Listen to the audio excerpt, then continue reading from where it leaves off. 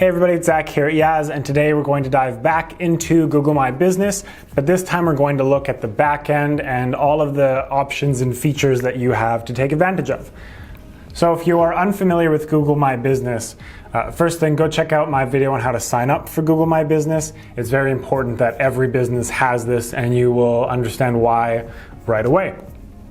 So when I search for my business name, in this case Yaz Tech, over on the right here you'll see this card that has photos, our map, buttons to like websites, call, our reviews. There's a ton of really important information that can end up here that customers absolutely use all the time, like your hours of operation is something they'll check. They'll go to your website, they'll call you. And there's a lot that you can put into your Google My Business listing that a lot of people don't take advantage of. So today I want to go kind of step by step through the options here and let you know what each of them does and how they might be able to help you. So when you first log into Google My Business after you've verified, you'll come to a dashboard that has some general options. It'll show you some of your performance. It'll show you your latest posts. This will give you a nice overview, but it's not going to get really in-depth in anything, so we're not going to spend too much time here today. You will notice as we go through that there's always going to be a place that they're trying to get you to sign up for ads, so be careful of that and don't sign up for ads unless, of course, you want to run ads. You know, down the bottom here, create an ad as well. It's all over the place. So the first place we'll look is posts, and it looks like these may have changed since they were first released. I believe when they were first released, the posts were on a timer and you could only do a post for like 24 hours, but given that there's quite a few here still, I assume they are no longer expiring, which is cool. So these will show up down on the page here. They don't really show up anywhere else. I have mixed feelings on how useful they are, but as you'll see with a lot of this stuff, I mean, it takes up more room on the page. So the more information that you can get in there, the more space you take up and the more you're going to be able to have an opportunity to grab people's attention. In the info tab is where a vast majority of your important stuff is going to go. So you're going to be able to pick, of course, your name. You're going to be able to pick your business type. I can't remember what they call this. Category? Probably category. Your address, your hours of operation. This will be one of the first places you want to come into and just set up, answer as many of these questions as you possibly can. For us, products didn't really make sense because we're a service company, so we didn't fill that out, but otherwise we filled out a bunch of our services. We filled out business attributes. We put in a description, and I think, yeah, products and services are also located a little bit down the list here, but you know, this is where all of this information is coming from. Like, here is my appointments link, says where we are. Oh, I guess I did fill things out under products, but not on this page. So we'll get to that in a second when I get to products. As you can, like, one thing to keep in mind is that they change these things up quite often. So, I mean, if you're watching this video even like 2 months after I release it, chances are something in here is going to be a little bit different. So bear with me if and when there's things I'm missing. I looked into quite a few things this morning that I was like, I've never seen that before. Such as Insights, we're not going to spend a lot of time on today because they've got this note here that Insights are moving. They're going to be changing how it all works. So I'll probably do another tutorial when that comes out to show you how to use it.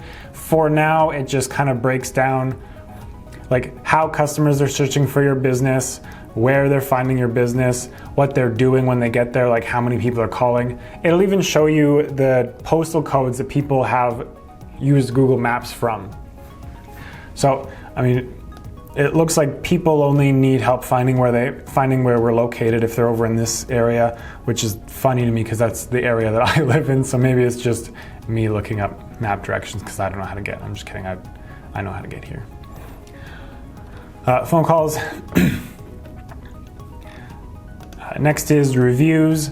So reviews is the section that anybody who leaves a review on your Google My Business listing by clicking on this write a review button, they're going to show up in here for you, and this is where you can reply to them. And I highly recommend replying to every single review, whether it's a good review, a bad review.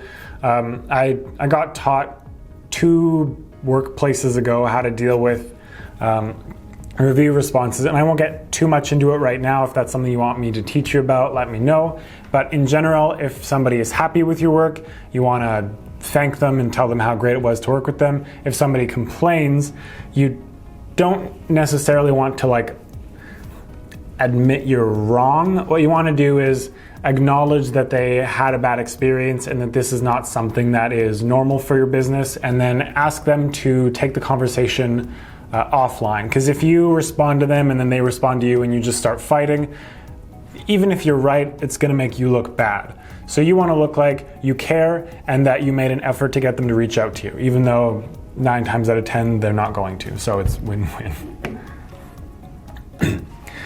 Messages is something that I had to look into this morning because I didn't really understand it. So you can see here that I have not received any messages, and it's something that's new. What I didn't understand, there's this gear here that says turn on messaging. So when messaging is turned on, Google says that there will be a message button that appears on your Google My Business listing that people can use to basically text you, or like Facebook Messenger. I found out this morning that this does not work on desktop. They don't put the button there, and I will have an image of a mobile phone with that button here so you can see what it looks like. But at this point, I don't know if they have any plans to change it, but it is a mobile only feature. It is important to know with this that if you don't respond to a message that gets sent to you within 24 hours, Google will remove that button because they don't think you have earned it. Photos is another very important spot. You can choose your cover photo and your logo, so those will show up.